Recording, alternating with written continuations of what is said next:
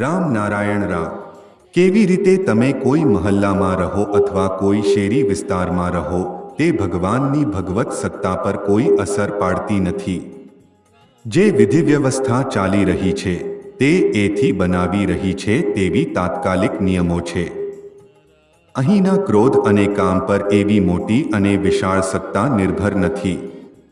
જો એવું થાય તો સૃષ્ટિનો રહસ્ય નાશ પામે છે. સર્જક પોતે જ કામના ઉવાદના વચ્ચે ક્રિયાના નિવૃત્તિની ઉત્તમ અવસ્થામાં સૃષ્ટિ તરફ આગળ વધે છે. સર્જક પોતે જ ખૂબ કામુક છે. જ્યારે સર્જકની પીડાની કમનસીકતા વચ્ચે સૃષ્ટિનો પ્રવાહ ચાલી રહ્યો છે ત્યારે તેમના સર્જનના અંદર તે કામશક્તિનો પ્રભાવ તો રહેશે જ. જે વૃક્ષના બીજ છે તે જ વૃક્ષ ઉત્પન્ન થશે. સર્જક પોતે નવા નવા રૂપોમાં રૂપાંતરિત થઈ રહ્યા છે અને રોજના કેટલાય રૂપોમાં સૃષ્ટિ થઈ રહી છે. કેટલાય મોટા કામુક છે.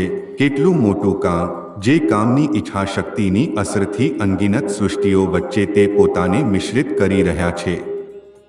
જે તેમનો ડિસ્ચાર્જ છે તે જે ડિસ્ચાર્જ અથવા સ્ખલિત પ્રવાહ વહી રહ્યો છે, આ પ્રવાહોથી અનગિનત સૃષ્ટિઓ સતત બની રહી છે.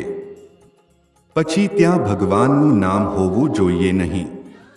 જે જીવલોક તેમને બનાવ્યા છે તેમાં કામનો પ્રવાહ, તે શક્તિનો પ્રવાહ રહેશે જ. તેથી જીવનની યાત્રામાં આપણે દરેક ક્ષણ, દરેક પળમાં કામશક્તિની ઈચ્છાશક્તિથી આંખો, નાક, જીભ, ત્વચાની અંદર પ્રકાશ મેળવી રહ્યા છીએ અને પળે પળે જો આપણે આ પ્રવાહથી આગળ વધતા જઈએ તો આ પ્રવાહનો ઉપયોગ કરીએ તો આપણે સફળ થઈશું.